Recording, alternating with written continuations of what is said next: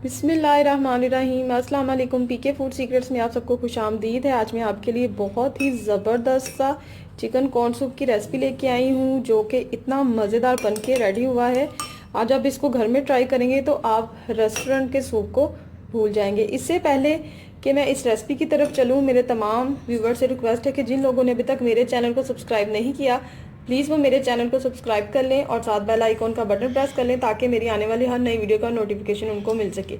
अब चलते हैं इस मज़ेदार सी रेसिपी की तरफ। देगची में मैंने 2 लीटर पानी डाल दिया है। इसमें अब मैं डालूंगी हाफ के जी चिकन है। ये मेरे पास मिक्स है, चिकन थाई भी है, इसके अंदर चेस्ट का पीस भी है। अब इसमें मैं डालूंगी 4 से 5 जवे लहसुन के और इसके साथ मैं इसमें नमक ऐड करूँगी।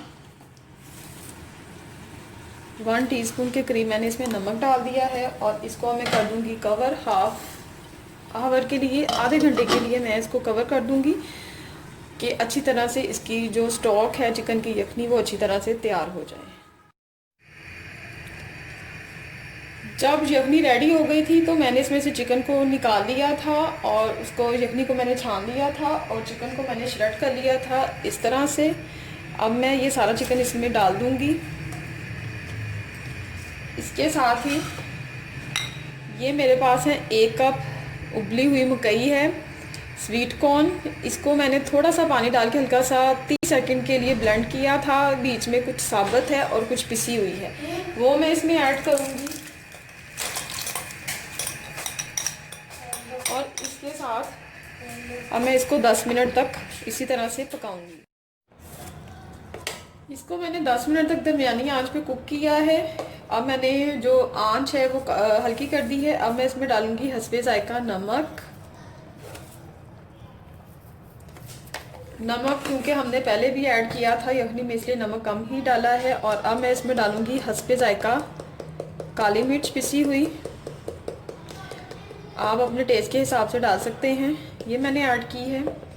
इसके साथ ही अब मैं इसमें डालूंगी ये 3 टेबलस्पून कॉर्नफ्लोर था, जिसको मैंने पानी में इस तरह से हल किया हुआ है। अब मैं इसमें ये डालूंगी स्लो और इसके साथ मैं चम्मच चलाती जाऊंगी। बिस्मिल्लाहिर्रहमानिर्रहीम।